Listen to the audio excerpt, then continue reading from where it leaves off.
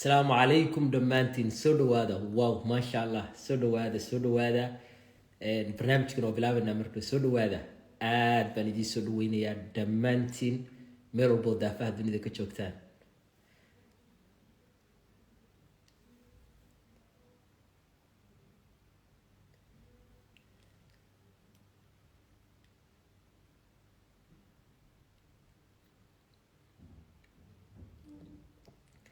دمانتين بندي سلام يا سودو هذا ولا ليال سودو هذا meel walbo daafaha dunida ka joogtaan waa sugi kari laana inta barnaamijka bilaabayna insha Allah barnaamij aad u xiiso badan buu noqon doonaa soo dhawaada dhammaantiin walaalahan sugana inta imaanayaan qof walbo meel degan tag soo qaada buugaaga iyo qalinkaaga waan hubaa inaad wax badan ka faa'iidaysid barnaamijka caawa insha Allah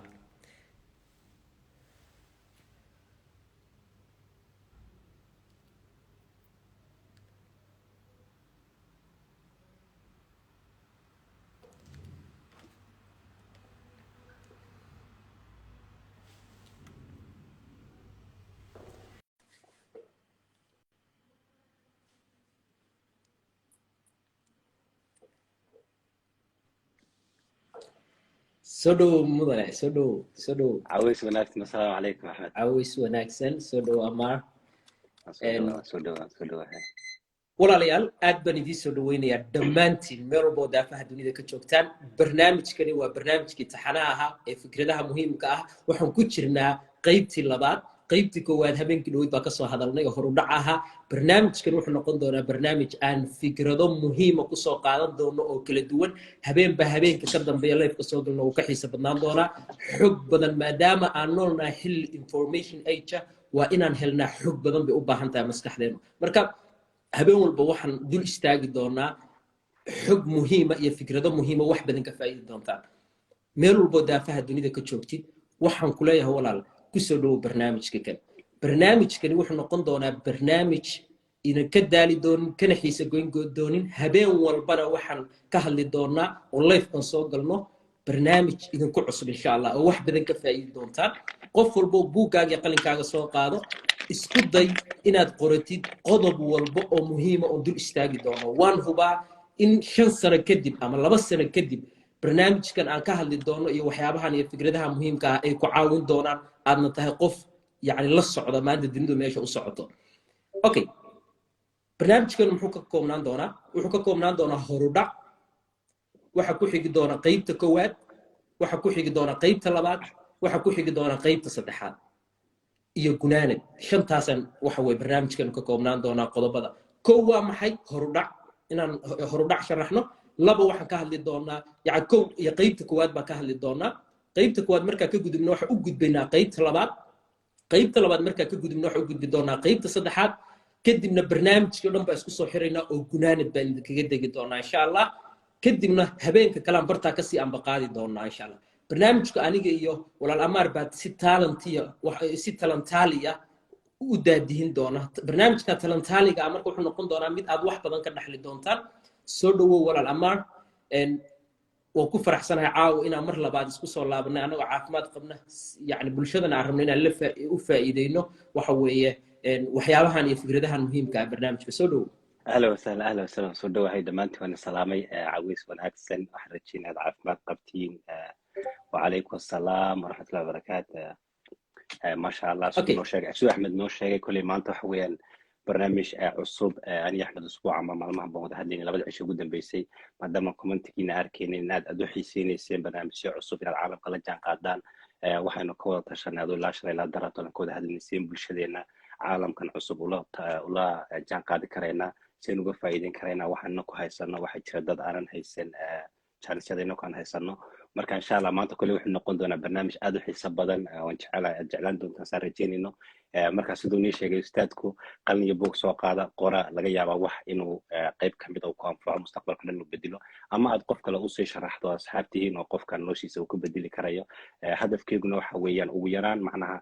10 qofna ha noqoto qof Soomaaliya inaan tusi karayno fursadaha bannaan adduunka intee fursad u la eg tahay halkuu challenge jiro halkuu caalamku socdaa ma la jaan qaadi karayna as a community ahaan marka barnaamijka waxaa noo furi doona walaalkeen Axmed axmed kusoo dhawow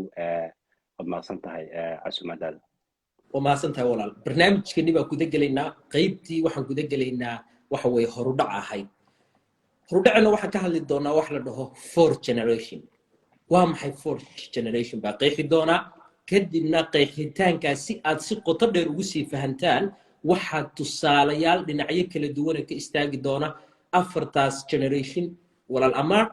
kadib baa markaa u gudbi doonaa qaybta kuwaad waxaan rabaa meel walbo oo marayna inay nala socotaan insha allah hadda waxaan gelaynaa horudhici marka waa maxay fourth generation baan rabaa inaan idiin sharaxo waqti kasta oo adag waxa uu soo saaraa dad adag dadka adagina waxa ay soo saaraan waqti wanaagsan waqtigaa wanaagsanna waxa uu soo saaraa dad jilicsan dadkaa jilicsanna waxay abuuraan waqti adag aydi ku celiya markale waqti kasta oo adag waxa uu soo saaraa dad adag dadkaas adagina waxa ay sameeyaan waqti wanaagsan waqtigaa wanaagsanna waxa uu soo saaraa dad jilicsan dadkaa jilicsanna waxa ay soo saaraan dad waxay soo saaraan waqti adag bay abuuraan mar saddexaad baynu ku celinayaa waqti kasta oo adagi waxa uu soo saaraa dad adag dadkaa adagi waxa ay sameeyaan waqti wanaagsan bay sameeyaan waqtigaa wanaagsani waxa uu soo saaraa dad jilicsan dadkaa jilicsanna waxay abuuraan waqti adag waxaan rajaynaya inaad fahantay ama fourth generation tusaale u soo qaad ay soomaalideena xataa adoo ku dabaqaya ay fahmayaan si ay u fahmaan mar walba adduunyaduna waxay martaa fourth generationkaas marka u dul istaaga waxa weeyaan horta kulli saad ka dhawaajisay waxa weeyaan meelo badan man ka eegi kareen annagoo qofba ka eegin nolosheena caadiga marka la eego waxa jira standard qofba situation maraya situation uu ka baxaya qofka kale uu si sameynaya muxuu tusaale ugu soo qaadanaya ustaadku aan fourth generation leenahay ama anagu arkayna inay muhiim tahay inaad fahanto ana waxay ku bildaamaysaa hadda waqti xaadirka keen taaganay ma waxaan ku jirnaa fourth generation ka qaybteen kaga jirnaa fursadu sa intee la egta marka indho hadday kugu barraaqmaan ay kugu furmaan waad ka faa'iideysan karaysaa tusaale ahaan oo kale imika bal soomaalida haddaan eegno fourth generation waxa dhacay 20kii sanaba waxa dhacay isbedel 20kii sanaba waxa yimaada challenge cusub ama dadku waxay noqdaan dad ka faa'iideysa ama dadka qaarkoodna way lumiyaan waxbay lumiyaan tusaale ahaan marka soomaalida eegno ka bilow 80kii ما dagaal baa dhulkii soo ka dhacay dawladda Soomaaliya ma jirto way burburtay waan garanaynaa in dawladdeena 20kii sano ilaa 40kii sano ugu dambeysay ay burbursan tahay bal naka ku dabaqayna fourth generation oo 20 sano kale hada gaabka eegi karayna ma soo marin generationka dadka wanaagsan muxuu ka wada tusaalahan dad baa nolol adag soo galaya waxay sameynayaan nolol qurux badan si ilmuhu nolol qurux ma sameynayaan laakiin nolol tii hore dhaantay sameynayaan ilmuhu wuxuu helayaa fursad una aabi haysan ka bacdu wuxuu abuurayaa curadka ilmihiisa fursad ka wanaagsan tuu isagu haysto ilmaha saddexaad wuxuu ku noolaanayaa nolol habiyo wanaagsan laakiin uu taariikhiyan awowgii soo gaari karayo awowgiiga sheekeena ilmaha afraad wuxuu ku soo karaya nolol luxus nolol raaxa leh kaliya wuxuu maqlay xataa maqal ma soo gaarayo isagu waxay noqonaysaa markaas in uu aabihi inuu kaasi ama uu wiil sii qaado uu sameeyo uu akhristo taariikhdii ka dambeysay uu joojiyo gaabkaasi socday ama inuu ku baashaa nolosha ilmaha uu dhalana isaguna adduunyada waxba ugu ahayn oo ka soo qayb galo ka bacdi nolol adag xarliya soo galo tusaale markaan ku eegno kale bal Soomaaliya oo fiirso 1960 marka la yiraahdo haddaan 20 sano ilaa 80kii nolol siya lagu noolaa 60kii 1940kii ilaa haddaan eegno 60kii waxa jira halyeeyo u halgamay in Soomaaliya xorriyad noqoto meesha ay doonayso ha noqoto gumaysigii ka soo horjeeday laakiin 1940kii ilaa 1920kii waxa dareemi karaysaa in dad jilicsan jireen sababta gumaystiga waddankeena yimid ama Faransiis ay yimaado ama Talyaani ay yimaado ama Ingiriis ay yimaado bal dadkaas dad jilicsan marka oranaa ee xilligii gumaystiga u sababay inay waddankeena soo degaan dadkii 1940kii ilaa 1960kii soo istaagay waxa oranaa waa dadkii sameynayay dagaal la galay xorriyadii Soomaaliya oo keenay 60kii ilaa 80kii dadku waxa ku noolaayeen nolol dhexaad waxbarasho haystaan jaanis haystaan 60kii wixii ka dambeeyay ilaa 80kii dadkii luxuskii baa soo galay oo ay bilaabatay in sheeka ay ku noqoto wixii ka horreeyay 60kii wixii ka dambeeyay 80kii wixii ka dambeeyay waxay noqotay noloshii inay burburto Soomaaliya 80kii ilaa iyo 2000 waxa weeyaan waa xilli dagaal dawlad kasta way burbureen nolosha caadiga zero bay ka soo bilaabaan which means macnaheedu waxay ka dhigan tahay dadka kuwa bariistay 2000 ama 9-aadkii ama inay nolosha dhameeyaan dugsi sare dhameeyay waxay soo galeen Soomaaliya burbursan fursad ma haysan nolosha zero bay ka soo bilaabayeen generation kuwa ku xiga waxa weeyaan waa dadka 2020 waa hadda waqti xaadirkan joogno still now hadda social media ku jirto ugu badnaan da'daadu inay dhici kartaa inaad tahay 30 shan iyo soddon ilaa iyo xoreynaa 20 jir ama 18 which means waxaad ku jirtaa generationkii aabayaashiin ay nolol sacrifice Soomaaliyeed inaku waxaan haysanaa fursadtii aabayaashiin ka wanaagsan laakiin ubadka aan sii dhalno generationkaas sii mara dadka u dhaxeeya 35 ilaa iyo 20 kaasi waxay helayaan nololtii hore ka wanaagsan that means indhihin muu baraqsayn ilmahan ka ay sii dhalaan wuxuu ku noolaan doonaa nolol ka wanaagsan oo qabiilkani waxa in la dhaafi doono waxa keena in la islaynayo in la qabiil isku waa baahida weeyaan baahidu hadday ka baxno qofna qabiilkiisa ma raadaysan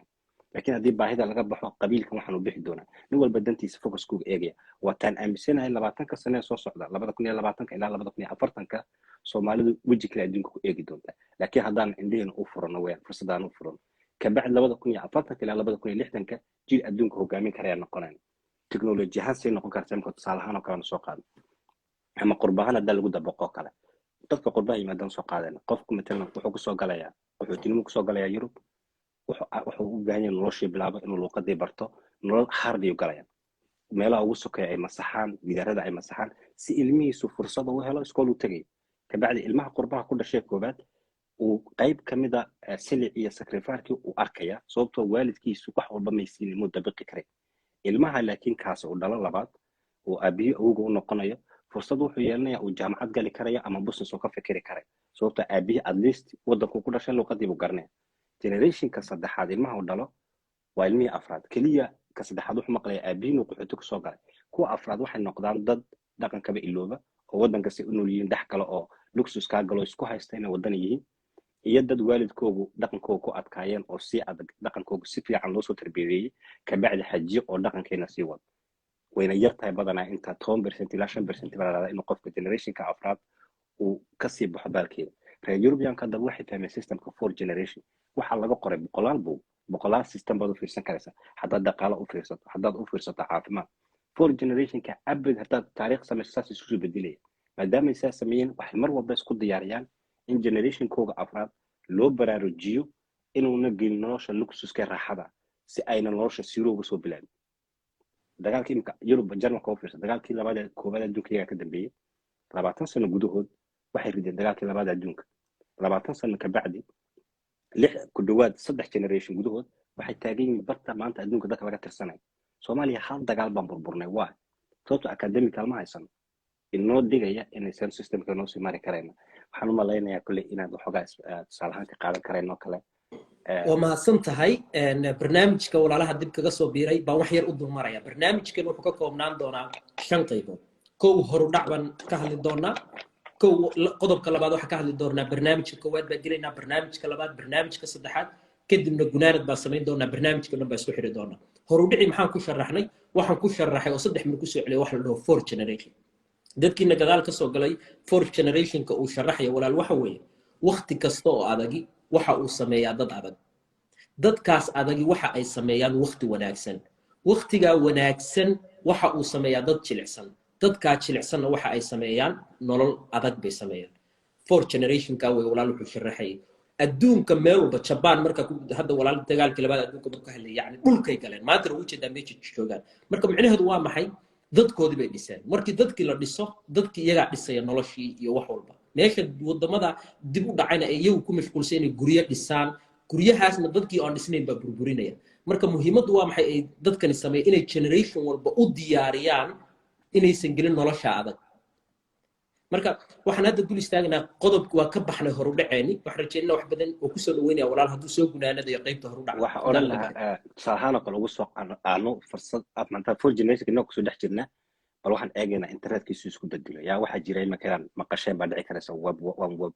web series inaad indina kusoo laami karto metaverse in la maqlo NFT in la maqlo si waxaan kugu sharaxno bal waxa sameeysaa ustaad kulley waa garanaysaa web 1ka iyo web 2ka si isku soo bedelay waxoogaa waxaad u sameeysaa si ay blick sameeyaan inay fahmi karayaan 4 generation-ka hadda digitaalku xagu u socda bal waxaynu tegaynaa taariikhda ku laamayna web 1 iyo web 2 web 1 maxay ka dhigan tahay bal okay aad dib ugu laabano marka sagaashamaadka aan tagno 90yadii markaad fiirisid web 1 baa soo baxay web 1ku marka internetku heerkan uu gaarsiisay maanta ma gaarsiisnay markaas dadku waxay awoodeen inay kaliya waxa weeye ka akhristaan xogtooda haddii maanta war la soo qoro oo kale warka qofkaas muxuu ku khasban yahay inuu akhristo laakiin kama falcelinayo react kama bixinayo comment kama ma dhiraan dhirinayo sida hadda maanta BBC oo kale haday ku soo qorto Facebook bogeeda ay ku soo qorto war ama muuqaal soo geliso intaas oo kun oo qof baa waxay ka bixinayaan comment oo aragtidooda ka dhiibanaya balse goorta loo laabto 90yadii internetku heerku u gaarsiisnaa qofku waxbuu qorayaa sida buuggaas oo kale weeye buuggaas maanta haddaan akhriyo tegeliya waan akhrinaya waxbaa meel ku qoranaya qaabkaas oo kale ahayd maanta dunidu internetku heerku u gaarsiisnaa web 1kii waa laga soo gudbay marka maxaa la yimaaday waxa la yimaaday web 2 baa la yimaaday web 2gu marka waa heerkan aan maanta joogno marka dib ugu laabano marka web 1kii wuu xadidnaa internetku waqtigaas ma jirin meelo lagu wada xiriiro WhatsApp ma jirin waxa weeye goobo fiber oo kale WhatsApp oo kale Instagram oo kale maysan jirin way adkay maxaa marka la galay 2006 markii la yimaado waxa la galay waxa la dhaho web 2 web 2 markii la yimaado marka maxaa la fududeeyay waxa la fududeeyay adoo maanta daafaha dunida meel ka jooga Soomaaliya kale adoo jooga inaad wax ka baran kartid wadan kale si online inaan adiga iyo anigu marka aan ku wada xiriiri karno halkan waxa loo fududeeyay marka web 2gii in qofkii waxa weeye Facebook oo kale iyo adigii inaad ku wada xiriiri kartaan qofka aragtidiisa soo dhigaya Facebooka adigina waxa weeye aragtidaadi ba gudbinaysa inuu qofku yeesho lahaanshiyaa la dareensiyo qofku inuu wax ku leeyahay internetkii baa la dareensiyo Facebooki waxaad ka furanaysaa akoonka marka aad furatid asxaab baa ku samaysanaysaa waad isticmaalaysaa waad ku xiran tahay halkaas la sameeyay laakiin weli heerkii la rabay miyaa la gaarsiisay may xogtaadii oo dhan maanta waxa haysta Facebook baa haysta marka si aan web 2 uga mid noqono waxa la sameeyay shirkado noo dhaxeeya Facebook oo kale Instagram oo kale marka la fiiriyo Twitter oo kale Clubhouse oo kale yaa host garaynaya waxa host garaynaya dad baa iskale shirkadahaasi maxay hayaan marka xogtaadii oo dhan bay hayaan xogtaadii bay hayaan si fudud baa wax walba wax kasto ah hadda ku hadlayno way duubayaan centerkoodii buu joogaa maxaa marka hadda loo socdaa meesha hadda loo socdo waa maxay marka taas way tala isweydiinayo in shirkadaha noo dhaxeeya laga guuro Trump oo kale hadda tusaale u soo qaadan waa ogid Facebook page-kiisii hawadaa laga saaray iyagu waxaysan jeclaysan hawaday ka saarayaan maanta dawlad kasta maxay leedahay wax dhan oo u qaabilsan qaybta internetka hadday ugu tala gasho way demin karaan maanta wadankaas oo dhan laga isticmaali internet waa ogeydeen dhowrkii saacadood waagdhow Facebook hawada ka maqnaa in adduunyadii oo dhan ay noqotay dam indhaha isku qabsatay WhatsApp marka waxa la rabaa in dadkan controlaya dawladaha kan bangiyada tan hadday noqoto shirkadahan Facebook iyo Twitter wax walba in laga maarmo oo anaga iyo iscidno noo dhaxayn internetku noqdo free qof walba inuu heli doono sharci internet uu heli doono xataa laga maarmi doono dawladaha kindaabka marka web 3ga loo socdaa hadda waan sharixi doonaa marka mid walba hadda waxaan sameeyay horudhac baan dul maray midba u dul istaagi doonaa marka anigu ku soo dhaw walaal aan web 1 aan u sharaxno si talantaaliya ku soo dhaw adigu u sharax si qoto dheer u guda galna hadda fikir guud bay ka haystaan waa u dul marnaa ما شاء الله سيف عم بدو شرحتي أنا قدام وقت وحاح لنا ده وحيلا أتجرنيسو marka qofka hadana ka dhageysto wuxuu joogayaa maskaxdeena waqti badan bay ku hirgalaysaa adigoo wixii garanaya hadana inaad yeelan karayso inaad dhageysan karayso kale waa wax weeyaan faa'iido weyn bay ku noqonaysaa oo long vision wax la yiraahdo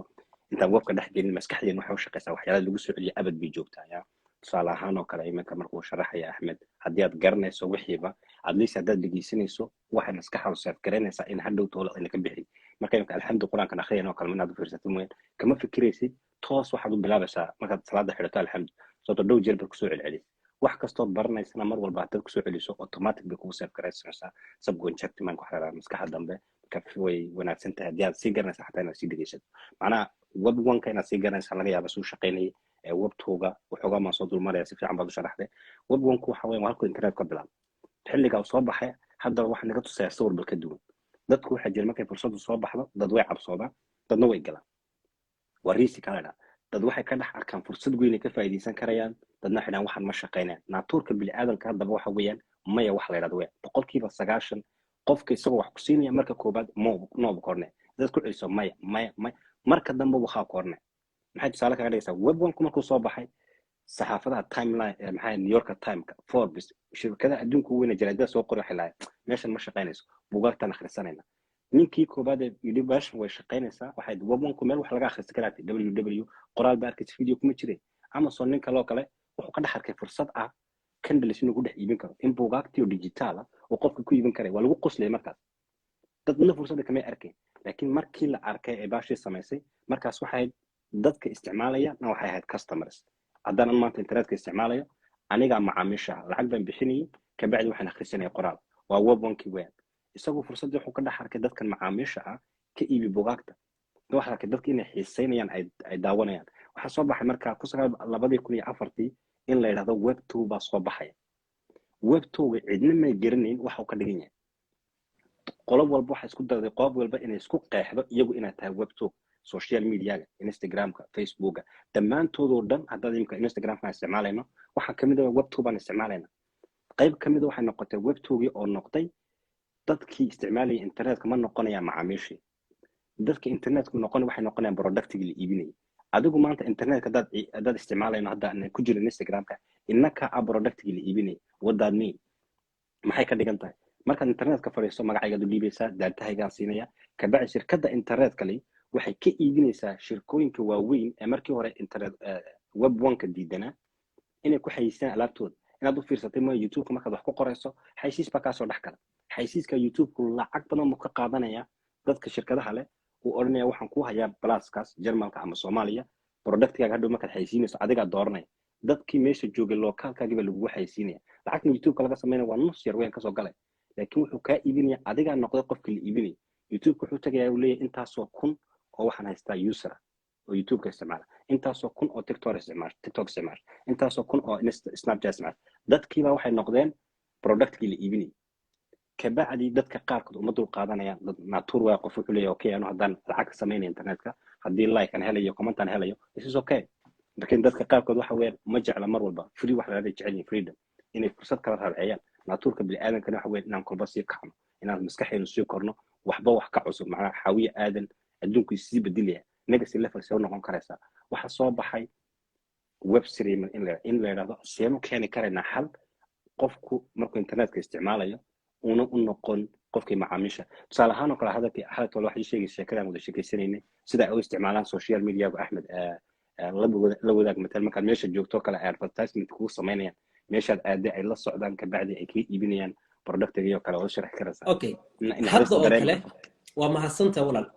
hadday anigu waxaan sameeyay duliyo mar baan sameeyay laakiin si qoto dheer buu walaal u sii dhex galay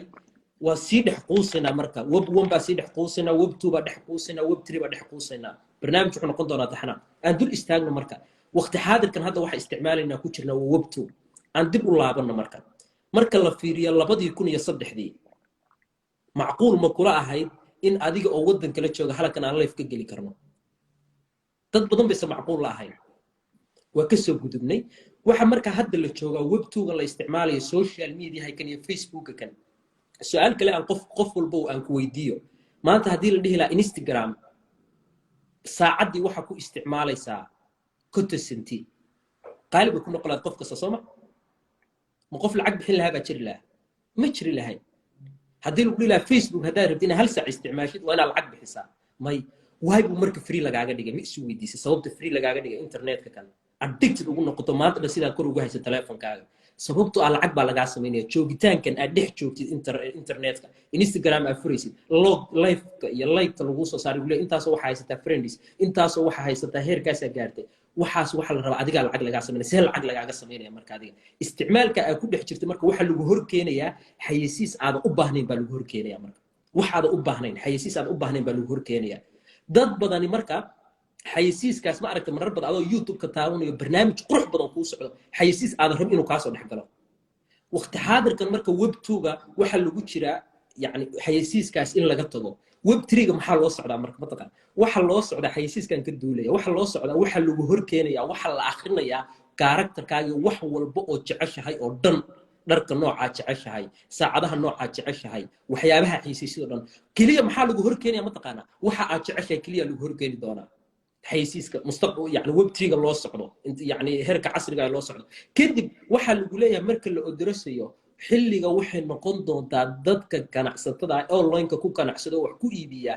heerka ugu badan ee dhaqaalahooda kor u kaco noqon doonaa baa lagu leeyahay sababtoo ah maanta fiiri daafaha dunida imisa internet dadka jooga imisa xaysiis baa ka soo horbaxa bal sawiro wixii aad rabtay hadii lagu soo hordhigo isla markii iibsanaysaa marka hadda xayisiiska socda aan dib u istaagno marka aan hadda su'aasha walaal weydiiyay aan si qoto dheer u sii galo waxa maanta aniga messengerka oo kale hadda ani aad uma isticmaalo tusaale oo kale aan idin sheekeynaya ani yar baa maalin wada hadlaynay saddex mar baa arrintan igu dhacday waa wada hadlaynay business idea ka wada hadlaynay ideadii aan ka wada hadlaynay oo waxa laysoo hordhigay horteedii aa laysoo hordhigay facebook ayaa lasoo hordhigaya because of maxaa waxaan leeyahay wax walba ood ku hadlaysid wax walba ood xiisaynaysid fiiri hadda tusaale ku siinaya facebookina inaad marar badan ku aragteen baa laga yaabaa instagramkiina waxbaa jeceshaa kaba soo qaad waxaa jeceshaa xigmadaha oo kale waxaa kaa soo horbaxaya dad xigmadahooda si joogtaa facebooka kaaga soo horbaxaya qoraaladooda qof baa jeceshahay waxa aad leegta saartid mar walba ama loofta saartid buu yani daatadaas uu qabsanayaa hal mar baa waxa weeye lagu horkeenaya mar walba marka dunidu maanta sida u socoto ama waxa la rabo in laga maarmo waxa weeye marka daatada tan iyo xogta tan la rabo in laga maarmo adiga internetka inaysa cidna idiin dhaxayn baa la rabaa hadda waa laynoo dhexeeya shirkadaha noo dhexeeya maanta day akoonkayga aan ku leeyahay instagram anytime baa laga xiri karaa tiktok akoonkayga aan ku leeyahay hadday noqoto facebook laakiin dunidu maanta meesha u socoto waxa weeye in dowladaha laga maarmo maanta kaba soo qaado kale haddaan rabo inaan baxo waddanka ka dhoofo oo kale waddanka hadda joogo yurub aeroboorradeeda maxaa loo kuleeyahay $10,000 inaadan kala bixi karin laakiin hadda maxaa loo socdaa mataqaanaa in bangiyadii laga xoroobo in aadan yani la ogaan hadda maanta haddaan rabo inaan business aan rabo inaan hindiya oo kale alaab u dirsado waa inaa 3 beri bay igu qaadanaysaa waa inaa warqad qoraa warqadaas waa inuu yani waxay igu qaadanaysaa 3 beri in lacagteeda ay gaarto shirkaddan wax ka iibsanaya heer waxa loo socdaa marka ilbiriqsi aad lacagtaada ku diri kartid adiga banki aysan idiin dhaxayn doonin si fudud marka kusoo dhawo ama barnaamijka talantaali baa ka dhigi doonaa adiguna ku darso aragtidaada aan dib istaagno bal yani sida looga xoroobi doono bangiyada iyo nidaamkan dowladaha iyo lacagtan digitalka sida u bedeli doonto adduunyada ma dul istaagi kartaa wax yar adoo ku dabaqaya hadda meesha aan joogno maasha allah ustaad si fiican baa tusaalooyin badan lagu bixisay laakiin waxa weeyaan kulley waxay noqonaysaa wax haddaan caawa dhan ka sheekaysinano ay u baahanta inaan barnaamij kale kaga hadli karayn oo kale in dadku ay fahmi karayaan kulli badana lagama yaaba inay wada garanayaan systemka blockchain crypto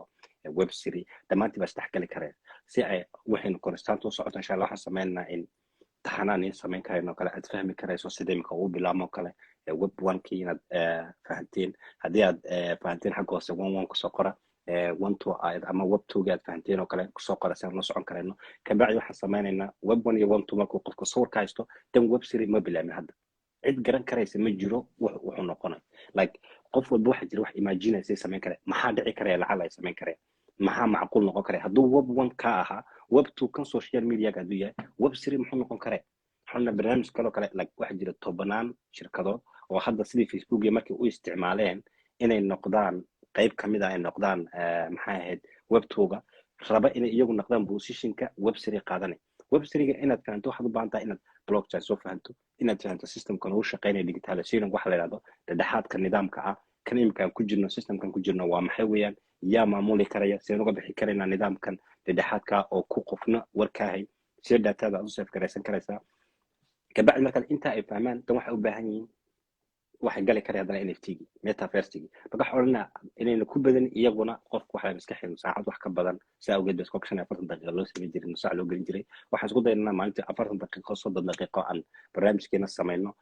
kulli haddaad fahanteen web 1 iyo web 2 waxaan la live kala soo galayna web 3 iyo metaverse iyo NFT ba isku xidhan kabacdi waxay haysanayaan marka sawirkoogii koobaad ee web 1 web 2 maadaama web 3 iyo NFT iyo metaverse ay mustaqbalka tahay inakuna yaa hadafkeenu dadku sidee ula jaan qaadi karayaan meesha caalamku socdo sidee fursadan uga faa'iideysan karana sidee u noqon karaya qof Soomaali loo heli karaya oo fursadii sidii Amazon oo kale laga yaabo inuu shirka soo saaro laga yaabo qof maanta 160 ka qof ku jira in uu ku jiro creativity business nimana turkiga habeen karo ninka hadlay Soomaalida waxana dad jiniya oo business u dabacsan laga yaabo fursadan soo baxaysa inuu noqdo qofka koobaad adduunka horseeday inuu Elon Musk Soomaali ka soo baxay dhici karay kabacdi qofka soo Soomaali fursad loo noqonaysa dadkiisu ku laamay inaguna haween inaan sawirka tusno meesha u hagaajino kabacdi qofka si ay ku xiranta go'aantiisa qof walba kama dhigno inuu xiiseynayo nidaamkan laakiin fursad wax way ma heli karaan dad bedeli kare laga yaabaa inaad aniga si wanaagsanaato ustaadka ka wanaag ustaadka wanaagsanaato marka xoolan laha waxaan sameeyay talo oo kale inaad hadda sameeyno aad kulli la taliso sidoo qofku ku sameyn karaya waxoogaa maandisada u sameeyno sidii ugu diyaar garoobi karaysa sideed u noqon karaysa qof leer leeba oo wax baranaya ka faa'iideysanaya u diyaara fursadda dhacays u diyaara isku diyaariyay preparationka cusub kahor wanigi nii sheegaynahay for generationka Europeanku waxay isku diyaariyaan in generationkooga afraad una noqon qof ku baashaalay wixii loo sameeyay ee noqdo qof u diyaarsan haddii for generationkeena aan usii diyaarino meesha uu socdo macnaha nagu dhici mayso sida hadda nagu dhacdo kale Soomaaliya dadkeedii tafay baaba'een oo kale in la helo dad dhalinyaro soo jeedo dadkeena usha ugu farta ugu fiiqaysa meesha loo socdo marka ogaas waxaan ku leeyahay ustaad waxoogaa la qaabsado waxoogaa motivation si waxoogaa mindset si la jaan qaadi karayna caalamka maxaa inagu waajiba innaka Soomaalihaan oo kale inaan siino habeen dambana ama fadhigeena kale insha Allah website waxaan waad mahadsantahay walaal barnaamijka caaw halkaas ku joojinaynaa barnaamijka aan ka hadlaynay waa ka soo hadalnay intii qaybood gunaanadkiina waa samayn doonaa waxaan dul istaaginaa hadda marka xeer baan idin bari doonaa caawa aad noloshana ku dabaqi doontaan wax walbo aad doonaysid waxaan rabnaa noloshanu waxay ka kooban tahay kor iyo hoos bay ka kooban tahay nolosha maanta haddii aad hoos joogtid ma sii joogaysid hoos waqti waa laga yaabaa inay kugu qaadato dhowr sano inay kugu qaadato noloshaadu laakiin korkaas aad joogaysid ilaahay wax walba uu abuurayo aan kugu celiyo yani xeerkan kowniga ilaahay wax kasta uu abuurayo keli uma samayn maanta gacantayda midig waatan bidix baa jira lab baa jira dhadig baa jira wax walba ama xayawaan ha noqoto ama noole ha noqoto wax walba ilaahay abuurayo muxuu u sameeyey wax ka soo horjeeda oppositekiisa waay bay markaa su-aasha aan dul istaagina waxa weeye maanta noloshaada dadna adoo intad isku meel jooga environment kaba soo qaad magaalada aad joogtid maanta maxaa laga helayaa waxaa laga helayaa qof xanuunsan iyo qof caafimaad qaba waxaa laga helayaa qof faqiira iyo qof hanti haysta waxaa laga helayaa qof aqoon-yahana iyo qof waxa weeye aanan aqoon-yahan ahayn oo waxba garanayn magaciisa xataa qori karin waayba marka ilaahay wax walba wuxuu u sameeyey wax ka soo horjeeda waayba marka dad badani iyagoo jahli ku jiray ay aqoon u yeeshaan balse waxa lagu leeyahay xeerka kan wuxuu ku baraya marka xeerkan fahantid nolosha wax badan baa ka fahmaysaa waxa lagu leeyahay maanta hadda aniga maalintaan joogaa sooma waddankan aan joogo ma joogi karo waa inaan ka dhaqaaqa haddii aan hal meel laba meel ma wada joogi karo hal mar maanta haddaa halkan joogo misna ma joogi karo Sweden oo kale waa inaan hal meel wada joogaa marka xeerka kowniga baa wuxuu yahay noloshu inay tahay kor iyo hoos marka meesha hoose haddaad joogtid maanta noloshaada ma sii joogaysid waxa imaan doona waqti noloshaada isbedeli doonto maxaa ku joojinaya marka meesha waxa laga yaabaa wayba dadka qaar meesha u joogaan ay joogaan maanta haddii aad shiid tahay aad waxba haysan wayba shiid u tahay halka u joogtaa ma aha in dunida ay lacag la'aan ka jirto laakiin waa mindsetkaaga waa dawaya u fikiraysid ba halkaa kugu haya meeshaas amaankaaga ku xadaysay wayba marka qofku ma is weydiisay ustaad inay dad badani faqiir yihiin oo meel joogaan oo meeshaas ay joogaan ma kula tahay dunida inay dhaqaale yari ka jirto magaalada uu joogo waxa laga yaabaa xaafadda uu joogo inuu qofi hanti haysto dad badani ay taajiri yihiin marka waxa la yidhahdaa mataqaana sababtu waxay tahay bilcagsiga maxaa jira faqiirka waxaa jira hodantinimo qofkani waxa lagu leeyahay khibradda keliya uu leeyahay waa maxay khibradda keliya uu leeyahay wuxuu aqoon u leeyahay faqrinimadu aqoon u leeyahay baa lagu leeyahay maysadkiisi oo dhan ba halkaasa maankiisibu wuxuu ku xadeeyay halkaa marka waxa lagu leeyahay qofku ma aragtay marar badan inuu ku soo celceliyo aniga waxaa ma haysto meeshan waa shaqo la'aan wax uu shaqo kama jirto fursada kama jiraan because of qofkani wixii uu ka hadlayo iyo negativity iyo waxaan oo dhan waa maxay uu diiradda saarayo wuxuu diiradda saarayaa meeshaas marxaladda khibrad buu leeyahay aqoon yari miyay ka tahay kama aha aqoon yari waxa dhibaatada ugu weyn waxa weeye khibradda keliya uu leeyahay waxay tahay meesha uu joogo khibrad u leeyahay laakiin waxa lagu leeyahay haddii uu mindsetkiisa bedelo uu aamino inay jirto xayndaabkan xayndaab ka duwan oo ah hodantinimo qofkaasi noloshiisa way isbedelaysaa lagu leeyahay kadib wuxuu raadinayaa siduu halkan uga bixi lahaa halkan ku tegi lahaa marka meesha aad maanta joogtid waxa kugu haynaya waa dawaya u fikiraysid tusaale kale aan soo qaatay ustaad badda ma aragteen maxay samaysaa biyuhu dib bay u laabtaan kadib maxaa soo laabanaya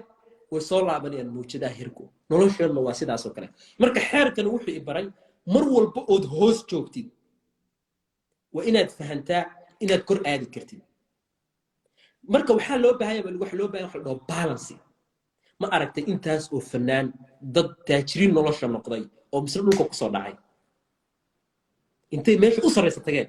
intay magac sameeyeen brand xooggan sameeyeen misna dhulka soo galay misna intay dhulkii ka laabteen meeshii sare ku laabtay waxaa lagu leeyahay marka micnuhu maaha inaad kor joogtid baa lagu leeyahay laakiin waxa weeye inaad baratid sidee balance u samayn kartaa markaad noloshaada kor joogtid sidee halka u joogi kartaa haddaad dhulka ku soo dhacdidna sidee baad u aamini kartaa inaad ku laaban kartid kor maxaa yani qur-aankana aan u fiirno watilka alayaamu bayna nidaawir yani maalmuhu wuu isbedbedelayaan maxaa kaloo ayad kala soo qaadana inna maca alcusri yusra culays walba maxaa ka dambaynaya fudud marka xeerkan gowniga ilaahay abuuray keliya yani waxa weeye hadduu qofku fahmo maysadkiisaas isku bedelaya kaba soo qaad maanta waa xanuunsanahay xanuun baa hayaan ka waran diiraddeeda dhan haddaa xanuunka ay haya saaro maxaa bilcagsi ku ah xanuunka caafimaad baa ku ah ka waran haddaa aamino badnaanta oo caafimaadka aamino maskaxdeeda ka dhaadhiciyo caafimaad inaan caafimaadayo inaan yani aan dhan togan ka fikirayo maxaan aaminay xanuunka wax ka soo horjeeda inay jiraan waxaa jira marka waxa la dhaho minus iyo plus minusku waa meesha aad joogtid haddii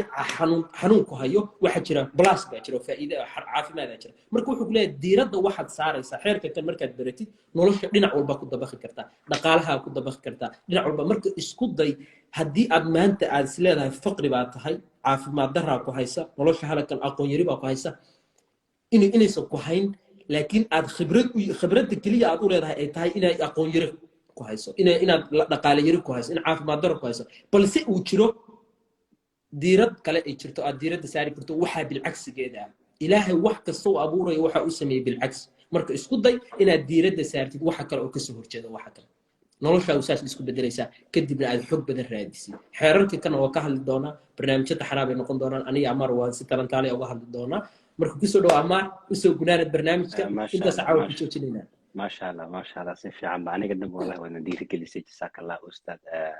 مهم إنه حويان كلي إنه ضدك إن أدليست عصير كرينا وحقا يرسيس كسمين كان أنا قصيدة سنة برنامج أسوأ سيجل كرين كري أنت الله هيدا وكلا كل حاجة دينية ودي كيف عن هاي ستيل وان دجانا يا ستيل عبد بانا هاي وحفظنا قرني مجرو لكن محبرتون صدق ديار بانا نقوى كبرتو قفلنا وحويان نديار نقون كريسو كلا نحل كريسو إن بحبرن كريسو كلا ayada soo qaadato kala meel bay iga taabatay ama labadaadka ay karayso dan diiniya marka aan ka baxno kitaab waxay qoreen waan garan karaynaa positive thinking iyo negative thinking inaad saa u fikirto waa qayb gooniya weyn waxaa jirto kale waxyaalo yaraantii lagaga sheekeeyey ama yaraantii aan xadiis lagu sheegay oo mararka qaarkood aad si qalad aan u qaadan karayn oo kale amaba qayb markaasoo kale lagugu turjumi karaya hadhowt wala macno kale ku yeelnay imka ayada ina macal cusri yusr waxa weeyaan marka caadiya wadanka joogno kala xawaan dib walba wanaag ba ka dambe taas waa sax way dhacda carabiga hadii la eego waxa jirta gabar Yasmin Maqadi baa la dhahaa waa macallimad islaama ma sha Allah Mareykanka degan marka aayadaas ay qeexaysi waxa jira lecture dan oo la yiraahdo habin nolosha farxadeed waa qof walba kula talinayo inuu daawado gabadhaas qaybtii ka hadlaysa psychological bay ka hadlaysaa xiriirka relationship ka hadli karaysa open mind sad noqon karayso kale positive sad uga soo bixi karayso kale marka waxay sameynaysaa gabadhu waxa oranaysa inna macal usri yusra waxay ka dhigan tahay macnaheedu maaha waxa ka dambeeya dib walba wanaag ee waxa weyn maca waxa ka dhigan tahay carabi waa wis english wuu la socdaa weyn dib kasti waxa la socda wanaag markay dib kugu dhacayso haddii aad u fiirsato isla same time markaad leedahay nolosheedu waa markay ugu darnayd wanaag baa la socda laakiin waa inaad baran karayso sidaad u jeedin karaysaa maskaxdaada ood wanaaga ka eegi karaysaa maalintan taa fahmay haddii tol whatever wax kasto anoo da worst day maalinta macnaha qof ma jiro perfect day haysta no one qof adduunyada aad soo heli karaysa hadduu yidhahdo qofkaas perfect baan haysta tus macnaha ma jiro qof odhan karaya maalinteeda waa maalinta ugu wanaagsan oo ambiyadii nebiyadii baa maalmo adag soo maray qof ma jiro waa nolosheena kamid aba tahay inaan nolol aan haysano nolol aan stability ahayn oo isbedbedelayso kacaysa saa awgeed markay dibtu kugu dhacayso xumaanta ama aad leedahay negative aan ka fikiraya maskaxaas ma macal cusri ilaahay run buu sheegay kalaamkiisa waan aaminsana way la socotaa wanaag way la socotaa inaad baari karayso haddaad baadhana waa helaysaa tusaale tan kale waxaa jira sideed nolosha stability ku heli karaysaa in noloshaadu ay saxiix noqoto kale inay noqoto grada wax toosoo kale linear ma dhici karta no qofku markuu dhasho ama qofku nool yahay haddaan maanta dhakhtar galoo lay baaro shaybaar lay mariyo inaan noolahay dhakhtarka wax tiraa common gale dhakhtarkan yaalla calaamad waxaa jira oo wadnahaagu sawiray haddii gareedka ama baalkan wadnaha calaamadiisa sawiraya wuxuu sameeyaa calaamad kor iyo hoosa ayuu sawiraa wadnaha dhaqaaqiisa haddii jirkaygoo dhan meel dhaqaaqaysa ayna jirin oo keliya laakiin calaamadda ay tusayso inay hoos iyo kor u socoto dhakhtarku wuxuu rajo ka qabayaa inaad nooshaa hadduu liinkaasi toosa u qoro waa dhimataa loo waa calaamadda tusaysa qofka u dhintay so which means macnaha ilaahay wuxuu sameeyay nolosha dhanba haddaad nooshahay calaamadan wadnaha ee nolosha tusaysa ay tahay down up down oo jirkaaga oo dhan uu dhakhtarka rajo ka qabo nolosha dhan qayb ka mid ah mar waad faraxsan tahay mar waad murugaysan tahay mar waad qoslaysaa mar waad ooysaa macnaha waa qayb ka mid ah nolosheena naturka laakiin waaba siba xeerkan uu ka hadlay wuxuu ku leeyahay marka meesha hoose joogtid buu ku leeyahay isku day inaad meesha hoose sida u joogi lahayd inta marxaladda adag ku jirtid oo mugdiga sida aad ugu dulqaadan lahayd oo u aamini lahayd misna inuu imaanayo movement kale oo kor ugu kacaysid noloshaada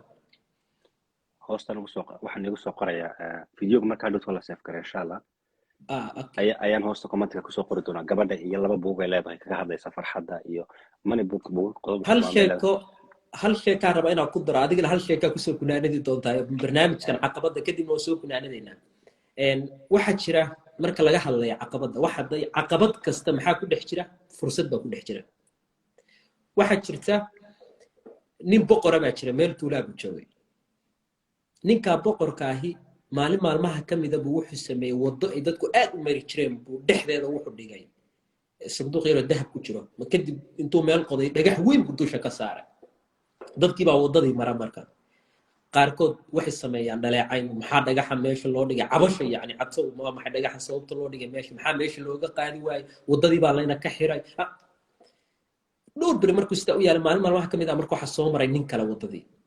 ninkii dhagixii buu arkay wuu wajahay meeshii buu qoday dhagixii buu wadadii ka wareejiyay dhagix markuu wadadii ka wareejiyay